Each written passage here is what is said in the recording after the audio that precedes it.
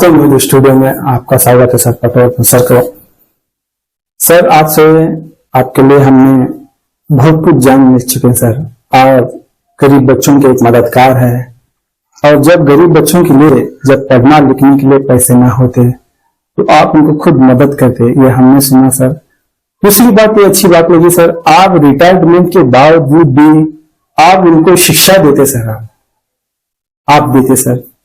और आजकल सर हमारे माध्यम में हमने जहां तक भी रिपोर्टिंग की, जब रिटायर्ड हो जाते हैं वो स्कूल को पलट कर को भी देख नहीं पाते सर। अब इतना सब करते सर, ये कैसे? सबसे पहले मैं आपका धन्यवाद करता हूं जो आपने मुझे इस लायक समझा कि मैं कुछ बात करूं। सबसे पहला कारण यह है कि मैं यहाँ बीजापुर में आने से पहले मैं महाराष्ट्र में था, सांगली, कोल्हापुर। वहां मैंने देखा है वो जो वहां का जो ग्रामीण इलाका है, वहां पर हमारे बीजापुर डिस्ट्रिक्ट के लोग काम पे जाते हैं, हिंदी सिंधी वाले। और वहां जो शुगर मिल्स है वो शुगर केन में काम करते हो, खेतों में जाके गन्ने काटने का काम करते हैं। तो वहां मैंने देखा कि उनका कॉन्ट्रैक्ट रहता है गन्ने काटने का काम रहने में कुछ भी कम से कम 6 महीने से 6 साल तक।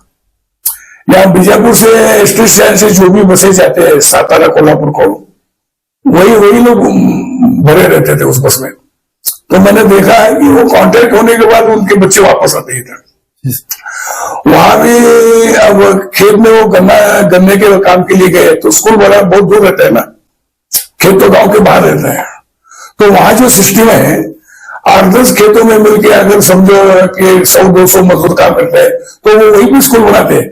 जी सर। हाँ, वो महाराष्ट्र में उसको शेखर स्कूल बोलते हो। हाँ सर। वहीं पे स्कूल बनाते हैं और वहां जो स्कूल में टीचर पढ़ाते हैं उनको लेके आते हैं वो कॉन्ट्रैक्ट पे। हाँ और वो बच्चों को आके पढ़ाते हैं। वो मैंने बहुत नजदीक से देखा है। आप जैसे मुझे पूछ रहे हो वैसे मैं उन टीचरों को पूछता था, आप ऐसा के साथ है? वो बोलते हैं रिटायर लोग भी आते थे, वो कहते थे अच्छा काम है, समाज का काम है। तो मुझे ये प्रेरणा वहां से मिली। उसके बाद में जब बीजापुर में आया और मैंने मराठी विद्यालय में हाई स्कूल में मैं जब सर्विस स्टार्ट किया तो मुझे मालूम हो गया कि वहां का कॉन्ट्रैक्ट खत्म करने के बाद जो बीजापुर वाले आए वो हमारे स्कूल में आते हैं पढ़ने को। हाँ सर। उस तरह से सांगली डिस्ट्रिक्ट में विटा गांव है, तासगांव है, सातारा में मेरा है, कोरेगांव है, कोल्हापुर में राधानगरी है। यहाँ के जितने भी बच्चे हैं और नॉर्थ इंडिया के जो लोग यहाँ बीजापुर में आते हैं काम के वास्ते, वो सब बच्चे हमारे स्कूल में आते हो मराठी विद्यालय में। किधर से? कोई 6वीं तक पढ़ा है, स्कूल छोड़ दिया है, कोई 8वीं तक पढ़ा है। हमको उसकी जानकारी भी नहीं थी। उनके जो एलसी आती है ना, लिविंग सर्टिफिकेट, तो उसके ऊपर स्कूल का नाम लिखा होता है राजकीय पाठशाला। हाँ, राजकीय। हमको कुछ हमको लगता था ये कोई जोक है या कोई मजाक है। हमारे यहाँ राजकीय का अर्थ अलग होता है ना। लेकिन जब मैं पहली बार दिल्ली गया था तो वहां पे मैंने बोर्ड देखा राजकीय पाठशाला। तो मैं उस पाठशाला के अंदर चला गया और उनको पूछा ये स्कूल का मालिक कौन है? वो बोले गवर्नमेंट स्कूल है। फिर बोले गवर्नमेंट स्कूल को सरकारी स्कूल नहीं बोलते? नहीं बोलते। बोला वो राजकीय जो राज कर रहे हैं ना, हाँ, वो उनकी पाठशाला है भाई। अब हम गवर्नमेंट स्कूल बुलाएंगे तो अंग्रेजी होता है ना, वो अंग्रेज। हमारे हिंदी भाषा में अगर बोलना है गवर्नमेंट को तो हम उसको राजकीय बोलेंगे। जो राज किया है, जो राज कर रहे हैं, वो इस स्कूल के मालिक है। अब सर कहाँ पर सर्विस करे सर आप? मैं बीजापुर में आने से पहले कम से कम एक 6-7 स्कूल में मैं सर्विस कर रहा हूँ। 15 साल तक 15 साल तक सर्विस कर रहा हूँ। और मैं बीए पढ़ने के लिए भी था महाराष्ट्र में। तो मेरी बड़ी बहन थी, उसका ही स्कूल था कोल्हापुर में, प्राइमरी स्कूल। मैं उसी स्कूल में बड़ा हुआ हूँ। मैं 1st स्टैंडर्ड 2nd स्टैंडर्ड बच्चों को मैं भी पढ़ा रहा हूँ। मैंने बीए की डिग्री मैंने वही हासिल की, एमए भी वही हो गया। फिर बाद में बीजापुर में आ गया, या बीएडी में मैं बीएड किया। फिर उसके बाद बीजापुर में भी मैं ऐसे मराठी विद्यालय में नहीं आया। मैं सबसे पहले मैं सिक्किम में था, Sikkim degree college for women's. वहां हम बच्चों को मराठी पढ़ाता था, बीए को। वो सब हमारे स्कूल के स्टूडेंट थे मराठी विद्यालय के। फिर उसके बाद मैं सांगली में गया, सांगली में टीचर था, कोल्हापुर में टीचर था।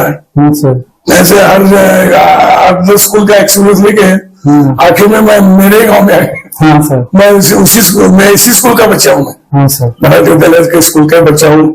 प्राइमरी एजुकेशन मेरी शिवाजी स्कूल में हुई है। हाँ सर। और अच्छा लगता है। अगर किसी दूसरी जगह पे जाके काम करने से अच्छा है कि अपने स्कूल में अपने बच्चों के लिए काम करें। आप तब सर पढ़ाते थे सर बच्चों को, तब में आज में पढ़ाई में कितना फर्क है सर बच्चों का? हाँ सर।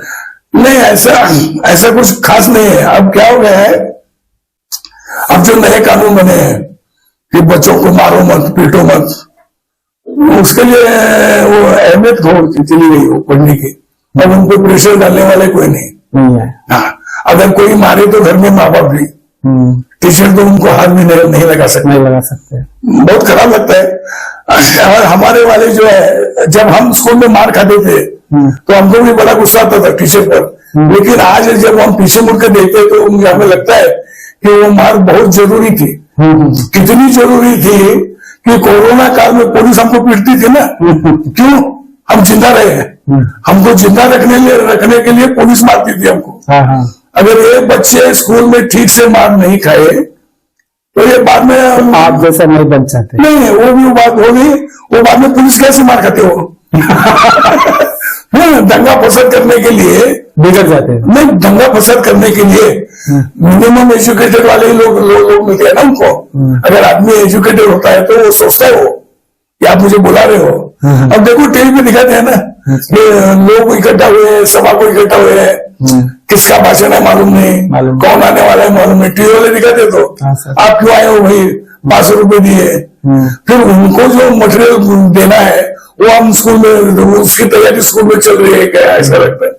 थोड़ा बहुत बच्चों को डर बहुत जरूरी है। सर अभी आप मराठी ही लैंग्वेज में सबको विद्या देते सर, शिक्षण देते सर।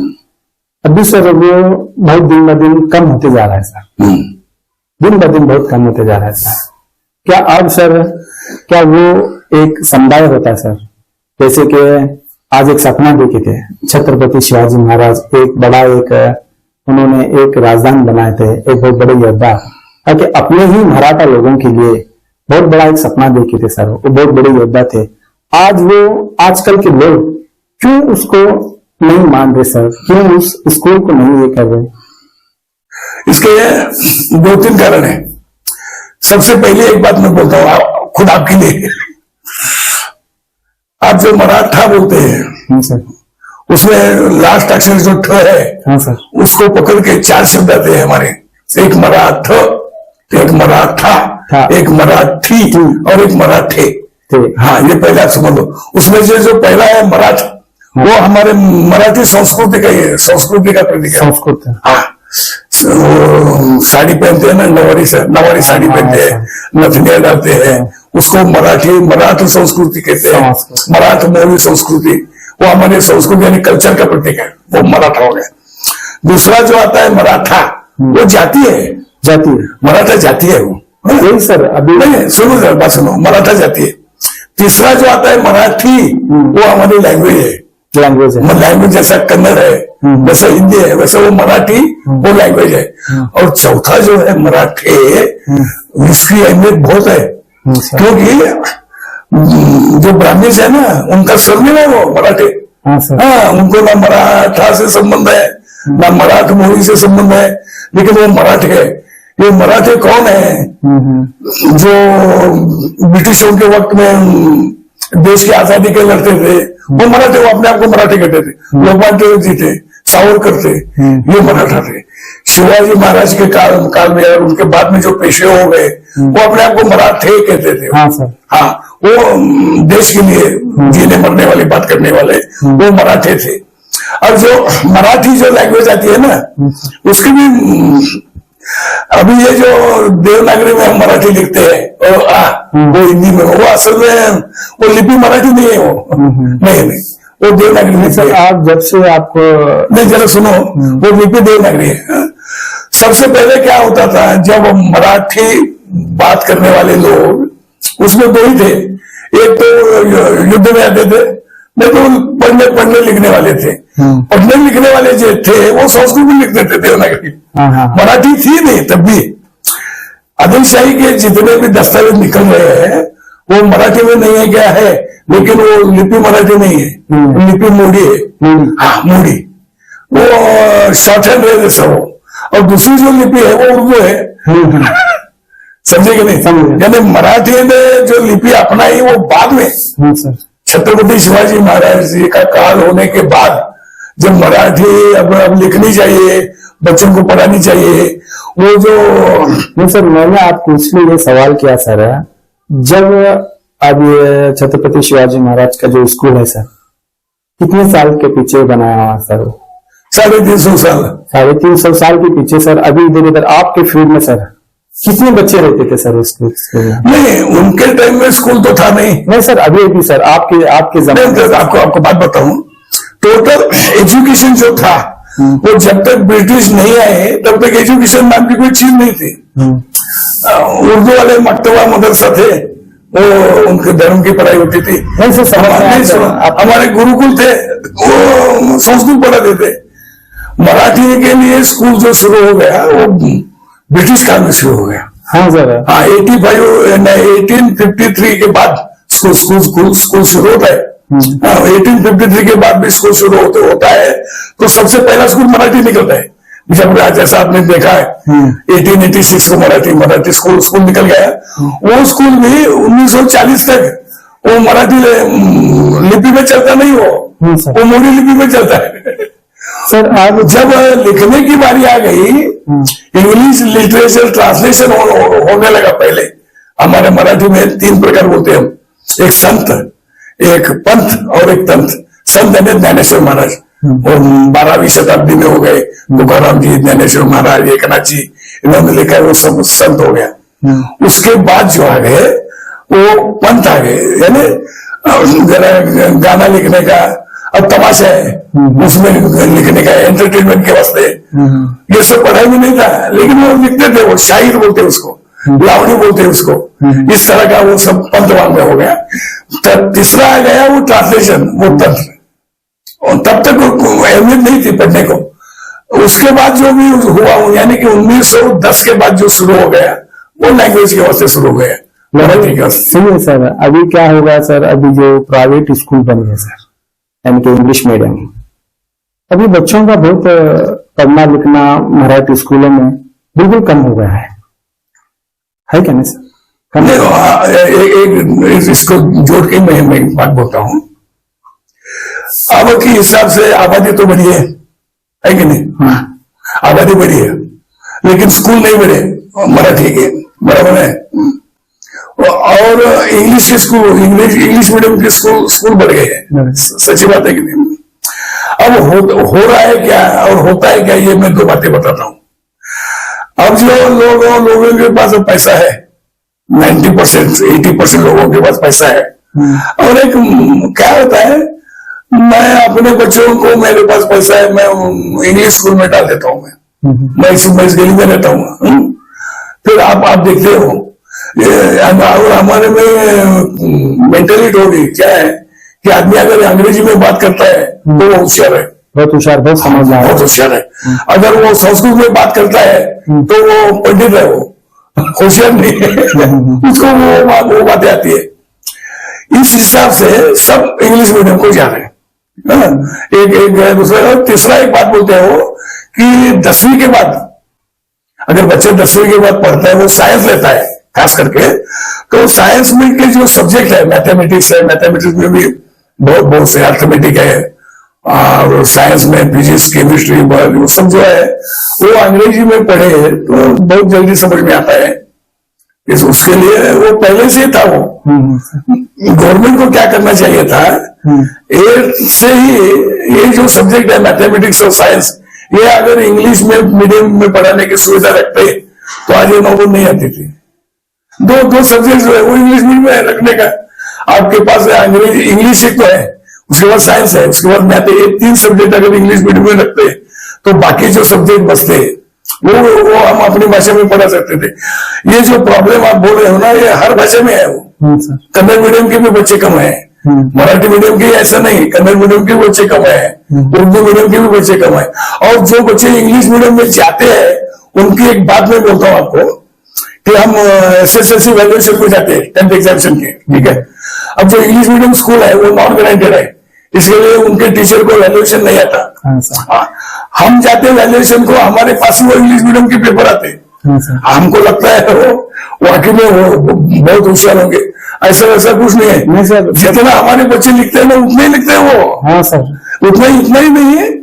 8th में देखो वो 7th तक ऐसा वैसा पढ़ते हैं ना, 8th में 30% तो इंग्लिश मीडियम के बच्चे वापस आते हो, मराठी में भी आएंगे, कन्नड़ में भी आएंगे। 8th में आते हैं, उनको मालूम होता है हम आगे नहीं पढ़ाई कर सकते। नहीं सर, अब आते हैं तो ये अभी इंग्लिश मीडियम को चले जाने लगे सर, जब अपना बनाया हुआ सपने का क्या होगा। नहीं, मैं क्या बोल रहा हूँ, अब 1947 को आजाद हुए, वो भारत माता की जो प्रेरणा थी वो सब वो लोग चले गए।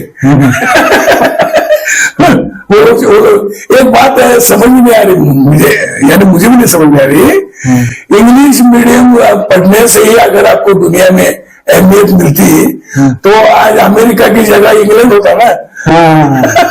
इकोनॉमी में इंग्लैंड हमारे से भी पीछे है, भाषा उनकी है ना, इंग्लिश है पूरी दुनिया में, लेकिन पूरी दुनिया में अंग्रेज नहीं चल रहे हो। अभी इम्पोर्टेंट क्या सर, अभी इंग्लिश लैंग्वेज, इंग्लिश भाषा कोई है, मगर अभी जो पहले से जो आए, जो मराठा जो भाषा है, आज मराठी स्कूल है, आजकल क्या सर वो अंग्रेजी अब ज्यादा बढ़ने से क्या स्कूल क्या बंद हो जाएंगे? ये दोनों भी है। एक तो सृष्टि का नियम है, इस दुनिया में जो भी आता है वो एक तरह से बढ़ता है, वो बाद में खत्म हो जाता है। नहीं सर, अभी ये सृष्टि का नियम है। इसी नियम से ये स्कूल बंद होंगे या नहीं होंगे, या आने वाले वक्त में कोई ऐसा निकलेगा, ये जैसा इंग्लिश मीडियम का फेयर निकला है ना, वैसा आगे चल के भी अगर कुछ निकला, अगर गवर्नमेंट ने कुछ किया इसके बारे में, मैं 2 बातें बोलता हूँ। अभी जो हालत है ये हालत भी सुधर सकती है हमारे देशी भाषा की। अब गवर्नमेंट ने भी इसके लिए बहुत ही कोशिश की है। कौन सी कोशिश की है? वो बच्चों को, अब गवर्नमेंट स्कूल के बच्चों को यूनिफॉर्म मिलता है, दोपहर का खाना मिलता है, उनको बुक्स मिलते हैं पढ़ने के लिए।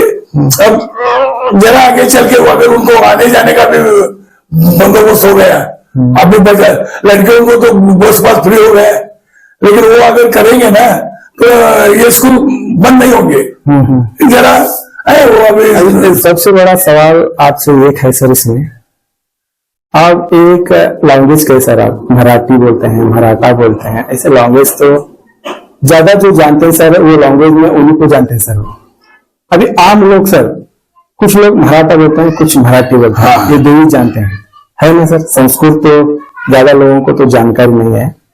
आप क्या सर एक स्कूल में, जब भेदभाव की दुनिया के स्कूल में, जब मुसलमान एक शिवाजी महाराज के स्कूल में पढ़ते हैं, जब मराठा लोगों को या मराठी लोगों को उस पर क्यों एतबार नहीं है, और उस पर क्यों प्यार नहीं है, और उस पर क्यों ये सोच नहीं है सर? नहीं, आपको आप हैदराबाद से है ना, हैदराबाद से समझ है ना आपको, आपके पास उस्मानिया यूनिवर्सिटी है, आपने सुना होगा, वहां आप मराठी में एमए कर सकते हो। मालूम है आपको? हैदराबाद में बहुत से विजयपुर में लोग हैं जो हैदराबाद के मुस्लिम इंस्टीट्यूट में मराठी पढ़े हो। लैंग्वेज है भाई। अब इसी लैंग्वेज के हिसाब से मैं बोलता हूँ कि हमारे एक नाना जी है, नाना जी और सेडम में थे, वो सेडम वालों में गुलबर्गा डिस्ट्रिक्ट, गोरगोले, उनका नाम रामचंद्र गोरगोले, वो उर्दू पढ़ाते थे। उर्दू मुझे भी ये बात ठीक से मालूम नहीं थी। और हमारे एमपी थे बसवराज पाटिल सेडम, मालूम है ना, वो एक बार बीजापुर आया था हमारे स्कूल को, मैं ऐसे ही जाके मिला उनको, मैं बोला ऐसा ऐसा वो मेरे नाना जी है, वो टीचर थे, उन्होंने नाम पूछा, मैं बोला वो रामचंद्र गोरगोले, तो उन्होंने ऐसा किया, वो उस्ताद का नाम लेने से पहले उस्ताद की माँ, अब मुझे बताओ ये बमन है ग्रामीण और उर्दू पढ़ाते हैं। बहुत से है महाराष्ट्र में। पिछले बार 15 अगस्त को एक मुसलमान टीचर आया था हमारे स्कूल को, सोलापुर का, मराठी क्या थी उसके पास, वो किसी काम से आया था, फ्लैग होस्टिंग के लिए आना पड़ता है ना उनको, हमारे शिवाजी स्कूल में आए थे वो, और सर्टिफिकेट लेके गए। उनका हैंड राइटिंग देखा मैंने, बहुत उम्दा। और डॉक्टर मोहम्मद यूनुस पठान, वो औरंगाबाद यूनिवर्सिटी के मराठी चेयरपर्सन हूँ, और संत साहित्य में बहुत कुछ लिखा है उन्होंने। ये लैंग्वेज है साहब, इसमें जाति का कुछ नहीं, जाति का कुछ नहीं आता। वो जो पढ़ते हैं वो ऊपर जाता है सर, वो गिरते हैं उसमें, करके निकलते हैं है ना सर। आप इतना रिटायरमेंट के बाद में भी आपके बच्चों को इतना चाहत से पढ़ाते सर, वो भी एक आपका अभिमान होगा, आपके पास वो धर्म होगा, आपके पास वो चाहत होगा। आज उसको बचाना चाहते हैं बोल के आप पढ़ाते होंगे ना सर। आज उनको जो बच्चों के पास पैसा नहीं होता, अब उनको आपके पैसे देकर उनको पढ़ाना चाहते, ये भी एक धर्म है, ये भी एक हमारा बचाना है। ऐसा आपके पास सोच रख के कुछ करते होंगे ना सर। नहीं, वो अपने अपनी सोच है ना। यही तो बता। अब मुझे बहुत से लोग पूछते हैं, आप स्कूल में पढ़ाने जाते हो, आप उनके पास पैसे लोगे क्या? आपको आश्चर्य लगेगा, मराठी विद्यालय स्कूल के जो मैनेजमेंट है उन्होंने खुद मुझे ऑफर दी थी कि 10th के वास्ते पढ़ाइए आप, और आपको जो भी मेहनत आना है वो हम आपको देंगे। तो मैंने बोला नहीं साहब, मैं पैसे लूंगा नहीं, क्योंकि मुझे पेंशन है, मैं उसी को पगार समझता हूँ, और मैं पैसे लेता नहीं। एक और कारण है उसका, कुछ ऐसे प्रयोग थे मुझे बच्चों पर करने के जो मैं इन सर्विस में नहीं कर सकता था। अब एक उदाहरण देता हूँ, डीडीपी ऑफिस के कुछ लोग आए थे, मैं मराठी विद्यालय में पढ़ाता था तब, सब्जेक्ट टीचर थे, वो क्लास में आए, क्लास में आके देखते हैं वो हमारे जो बच्चे हैं वो क्वेश्चन पेपर तैयार कर रहे हैं। हालांकि विपरीत स्थिति रहती है ना, क्वेश्चन पेपर हम देते हैं और बच्चे आंसर शीट तैयार करते हैं, ऐसा नहीं चल रहा था, बच्चे क्वेश्चन पेपर तैयार कर रहे थे। वो आगे देखने वाले मुझे सर क्या है, मैं बोला कुछ नहीं सर, अगर इंसान को भगवान ने ताकत दी कि तुम शेर बनाओ तो हम शेर को बनाएंगे, उसके नाखून और दांत निकाल देंगे। उसी प्रकार का काम चल रहा है। बच्चों को जिस चीज के बारे में बहुत बड़ा डर है, अगर हम वो डर निकाल सके तो अच्छी बात है ना। मैं बच्चों को कहता हूँ ये इतना नॉलेज है, इसके ऊपर 1 लाइन का क्वेश्चन निकालो, 2 लाइन का निकालो, 3 लाइन का निकालो, बच्चे निकाल रहे हैं। अब 40 बच्चे मिल के अगर 40 क्वेश्चन पेपर बनाएंगे और एक दूसरे के पास एक्सचेंज करेंगे तो बोर्ड की परीक्षा क्या है, वो जिस एग्जामिनेशन को डरते हैं ना, वो अब उसकी राह देखेंगे, राह देखते हैं वो कब एनुअल एग्जामिनेशन आती है और कब मैं लिखता हूँ, एक्सपर्ट बन जाते हैं ना। पहली बात हो गई। दूसरी बात, बच्चों को हमेशा लिखवाने का, लिखते जाओ, आपको जो आता है वो पहले लिखो, कुछ सिमिलरिटी रहती है। अब सिमिलरिटी के लिए दूसरे लेसन से उठ के हमको 11वें लेसन में जाना पड़ता है, वो मुझे इन सर्विस में करने नहीं आता। क्यों बोले तो फर्स्ट टर्म का इतना है, इतना पढ़ाओ, सेकंड टर्म का इतना है। अब मैं फ्रीलांस हो गया ना, वो उसके अंदर जो पार्ट है, वो उसके जो इनर लिंक है, उसके मुताबिक मैं पढ़ा सकता हूँ, मुझे कोई रोकता नहीं। आप जब बच्चों के पास पैसा ही नहीं होता करने के लिए, आप जब पढ़ाते थे तो आप कुछ ना कुछ बहुत बड़ा एक सपना, बहुत एक कुछ न कुछ आपके मन में, दिल में सब कुछ रखा होगा, या दुआ के लिए हो, या बच्चे पढ़ लिख के आने के बाद कुछ ना कुछ आपको मिल जाए। ऐसा क्या सोच रखा है सर तुम, जो रिटायरमेंट के बाद में भी आज भी पढ़ाते हैं और बच्चों के लिए मदद करते हैं और बच्चों के लिए इतना फिक्र करने वाले? हमने बहुत सारे हेडमास्टर को देखा, प्रिंसिपल को देखा, हमारे मीडिया के जरिए हर एक क्रम से लेकर आज विद्या अभ्यास तक लेकर, पॉलिटिक्स से लेकर हर एक जानकारी रखने वाले वो हम मीडिया होते हैं सर।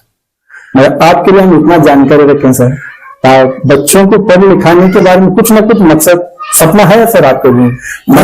उसके लिए और एक मैं बताता हूँ, हमारे जो बैचमेट है, मैं भी 72 बैच, जितने हैं वो सब लीडर हो गए, मेरी हम उम्र के ना, मैं उनको, हमारा जब गेट टूगेदर हुआ उस वक्त मैं हेडमास्टर था, वो बड़े प्यार से आ गए, हमारा दोस्त हेडमास्टर हो गया। मैं उनको बोला मैं अगले साल में रिटायर हो रहा हूँ और इसी स्कूल को मैं ज्वाइन हो रहा हूँ, मैं आपको एक रिक्वेस्ट करता हूँ, हर साल में एक बार 3000 से 5000 रुपए तक अब दे दो बच्चों को। 3000 से उससे क्या होगा कि कुछ बच्चों को हम फीस दे सकते हैं, कुछ लोगों को यूनिफॉर्म दे सकते हैं, कुछ बच्चों को किताबें दे सकते हैं, नोटबुक दे सकते हैं, तो वो पैसे देते मुझे बच्चों के लिए। और इतना ही नहीं, तो कुछ बीजापुर वाले हैं ना, मैं 90% मुझे पास पैसे लेता नहीं, मैं दुकान वाले का नाम बोलता हूँ, आप वो तो पैसे जमा करो, हम वहां से कंपोस्ट बॉक्स लेके जाएंगे बच्चों को बांटने के लिए, नोटबुक लेके जाएंगे। तो उनका भी बहुत बड़ा योगदान है ये सब करने में वो मुझे प्रोत्साहन देते हैं। इतना ये तो हुआ मेरे बच्चों का। शिवाजी स्कूल में जब मैं आया पहली बार रिटायर होने के बाद, तो इनके जो पुराने जो रजिस्टर है आपको बताया था मैंने, वो ऐसे ही देखने का मेरे 2-3 चाचा लोग निकले। हाँ सर। जो रिटायर होके दिल्ली में है, एक मुंबई में है, वो निकले इस स्कूल के स्टूडेंट। हाँ सर। फिर मैं वहां गया, जो सांगली में थे, दिल्ली में थे, जो बम्बई में थे, वो बम्बई वाले एक बार बीजापुर आए थे, उनको मैं स्कूल को ले गया। मैं बोला आपको याद आता है क्या, मराठी स्कूल में आप पढ़ते थे, शिवाजी स्कूल में पढ़ते थे, खाना खाने के लिए मुलुक मदा टोप पे चले जाते थे।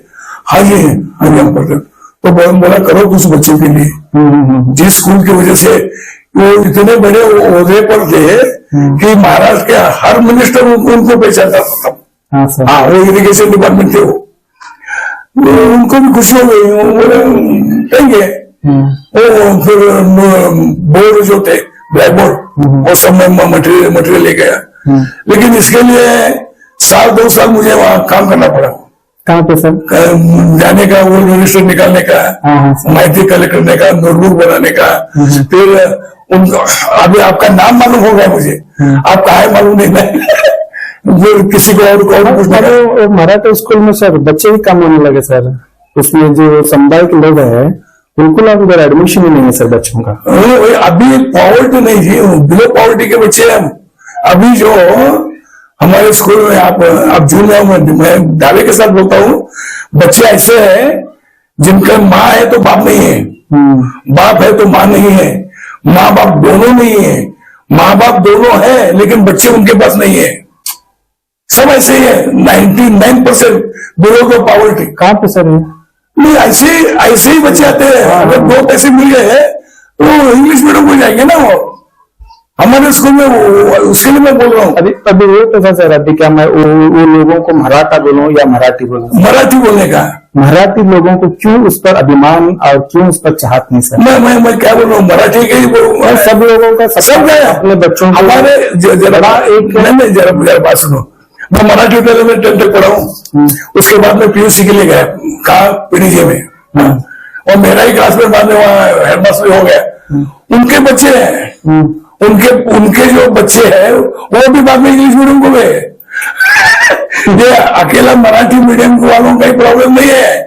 ये मराठी मीडियम वाले पढ़ने दो, उनके बाप कहते कन्नड़ मीडियम वाले पढ़ने दो। जिनको 2 पैसे मिल गए हैं वो अपने बच्चों को उठा के इंग्लिश मीडियम में पढ़े हुए हो, बाद में क्या कुछ होता है। सबके बच्चे हैं ऐसे नहीं। वो जो मैं वही बोल रहा हूँ नहीं सर, कोरोना की बीमारी जाने के लिए 5 साल लगे हमको। अब इंग्लिश मीडियम की बीमारी जो लगी है वो नहीं जाता सर, नहीं जाती हो। अगर बीमारी है आपका बोलने का मतलब ऐसा होगा सर, मगर अंग्रेज देश छोड़ के चले गए मगर अपनी भाषा छोड़कर चले। वो भी देश छोड़कर चले गए सर, मगर अपनी भाषा उधर वायरल करके चले गए। मगर सबसे पहला सर हम ये सोचना चाहिए, हमारे जो हिंदुस्तान का जो ये अब जो साम्राज्य बना है, उस साम्राज्य बनाने वाला हमारे लिए कितना मेहनत किया, इस साम्राज्य के लिए कितने युद्ध लड़े, कितने जंग लड़े, फिर भी हम उसको अगर नहीं चाहते तो सर अब उस साम्राज्य के लिए सुख होना चाहिए, वो दर्द होना चाहिए। आपके जैसे सवाल है मेरे भी मन में 10-10 साल से थे। हाँ सर, कि मराठी क्यों नहीं पढ़ रहे। हमने इतना बड़ा साम्राज्य किया, इतना बड़ा राज किया, शिवाजी महाराज का नाम लेते हम, इतने सब संत लोग हो गए। हाँ, लेकिन आदमी का क्या है, वो अब एक काम मैं करता हूँ सुबह से शाम तक, मुझे 100 रुपए मिलता है। वही काम इंग्लिश मीडियम वाला करता है, उसको 500 रुपए मिलते हैं। तो मेरे दिमाग में बढ़ गया ना, बच्चों को इंग्लिश मीडियम में डालने का। ऐसा है बड़ा भय है सर, मगर साम्राज्य का कोई अहमियत नहीं। शायद ऐसा होगा, वो एक में जनू के आते हैं, वो एक कुछ भी आते नहीं। अभी कुछ लैंग्वेज से, अभी कुछ परिवार से, कुछ हम सीखते थे सर, हमारे जो मीडिया के जरिए से अगर कुछ हो गया तो उस पर सारा समुदाय चाहे कोई भी हो उसके ऊपर ख्याल रखते सर। जहां से आए हम उसको भूलना नहीं सर, भूलना नहीं। अब हमें एक मेरे व्हाट्सएप पे आज एक गाना डाले सर, जाने कहाँ गए वो दिन करते थे वो राह में, जाने कहाँ गए दिन सर, वो आज भी राह में है सर साम्राज्य। आज भी राह में है सर, आज उसका कुछ है नहीं सर। देखो इस दुनिया में गलत आ सकता है, गलत बढ़ भी सकता है, लेकिन वो गलती से ही मर जाएगा वो। सर आप जैसे सर गुरु है सर, आप जैसे से हम सीखकर एक मीडिया एक रिपोर्टर बन गए सर। आप जैसे से हम सीखकर आज आपके साथ सवाल जवाब करें सर। आज वहां से साम्राज्य से सीखकर आज एक साम्राज्य में बचा सकते तो किस काबिल सर। अब हर किसी को सोचना है, ये आपके दिल में है, मेरे ख्याल में है, इनके ख्याल में, ठीक है, ये ऐसे अगर बढ़ते गए ना, इसमें से कुछ ना कुछ रास्ता निकलेगा। नहीं सर, आप जैसे अगर है तो सर आज हिंदुस्तान के अंदर हर एक बच्चा सर आज ये राह में चलता सर। जब आप जब छोड़ देते तब उन बच्चों का क्या, उस साम्राज्य का क्या, उस समाज का क्या सर। कुछ ना कुछ निकलेगा हल। हम भी सोच रहे हैं। नहीं सर, आप बहुत लोग सोचते हैं आज मैं एमएलए बनना, अपने समुदाय के लोगों को लेकर कारपोरेटर बनना, ये सब सोचते सर, मगर अपने ही एक स्कूल के बारे में नहीं सोचते हैं। ये दरअसल शर्मगी की बात है सर। अपने आप को हम मराठा हो या मराठी हो सर, अपने आप को हम छत्रपति शिवाजी महाराज का एक भगवा झंडा लेकर बड़े जोश से लहराते सर। उनकी इसमें क्यों जोश नहीं है और इसमें क्यों इसके वो सोच नहीं है सर। आपका दर्द मैं समझ रहा हूँ, आपका दर्द समझ रहा हूँ, लेकिन क्या है ये जोत से जोत जगाते चलो वो कहते हैं, वो यहाँ से शुरू हो गया। बहुत से लोगों को, मुझे पहले आश्चर्य लगता था मराठी भाषा में बच्चे कम क्यों है। तो जैसे मैं काम करते गया, उसके लिए मैं रिटायर होने के बाद मैंने रिटायर लेना, जो बच्चे आते हैं आज आप मुझे पूछो कि स्कूल की अहमियत मेरे लिए क्या है, वो मेरे लिए किसी मंदिर से कम नहीं है।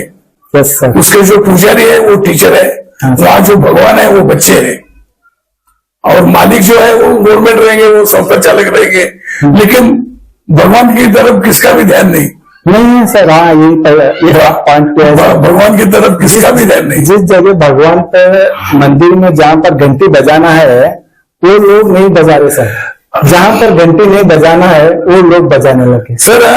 हम जब बच्चे थे तो बच्चों के बारे में इतने अच्छे गाने सुने हैं हमने, बच्चे मन के सच्चे सारे जग की आंख के तारे, ये वो नन्हे फूल है जो भगवान को लगते प्यारे। बच्चे बड़ों से बेहतर है, इनमें छोट और जात नहीं, झूठी जात और पात नहीं, भाषा की तकरार नहीं, मजहब की दीवार नहीं, इनके मन में एक है मंदिर मस्जिद गुरुद्वारे। बच्चे मन के, अगर बच्चों की अहमियत इतनी है तो सबको मिलकर सोचना पड़ेगा ना।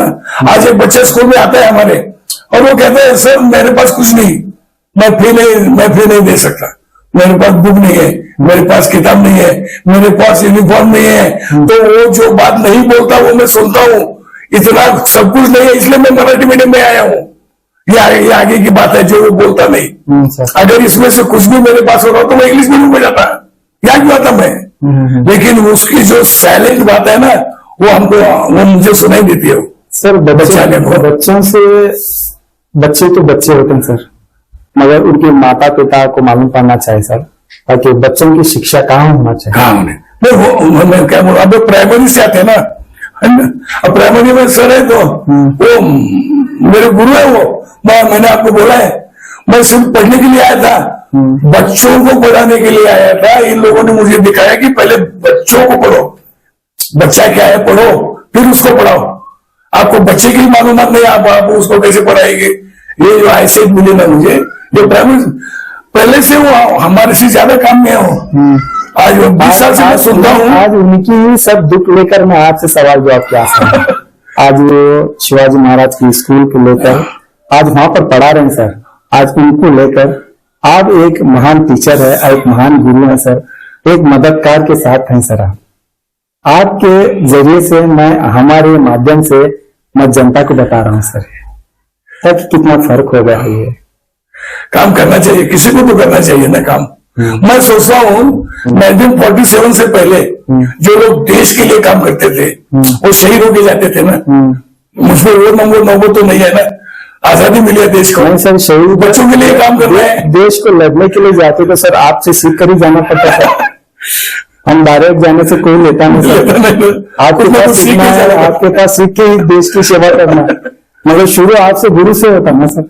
अच्छा तो कभी शिवाजी महाराज जब जंग के जले थे और माता देवी की दर्शन करते थे, और शिवाजी महाराज जो हमारे भोलेनाथ की पूजा करते थे। ऐसा कुछ गुरु होता था सर उनके, इसलिए जंग जीते थे। आप सीखकर हम दुनिया जीतने के लिए गए। नहीं, फिर भी मुझे प्रेरणा देने वाले ये भी शिक्षक भी है, मेरे साथी है, मेरे क्लासमेट भी है, मेरा परिवार बड़ा है, और खुद मेरा अपना परिवार, मेरे बच्चे है, मेरी बीवी है, वो भी मेरे बीवी बच्चे बहुत बार स्कूल को आते हो काम काज से। अब वो किताबें लेके जाने का है, तो इसको लेके जाता हूँ, आता है वो मेरे साथ। कभी कभार पैसे कम पड़ते हैं, सर के पास लेता हूँ, नहीं तो किसी के पास लेता हूँ। आप जैसे लोग मिल गए, अब आपकी पत्नी मिल गई ना मराठी, अगर उसको नौकरी तो मैं भी उसके पास 5,000 रुपये लेने वाला था।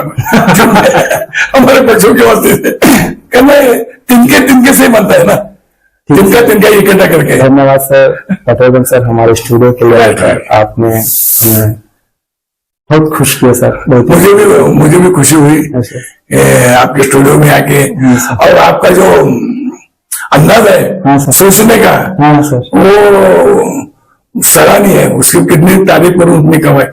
ऐसे लोगों को निकाल दे रही है आप।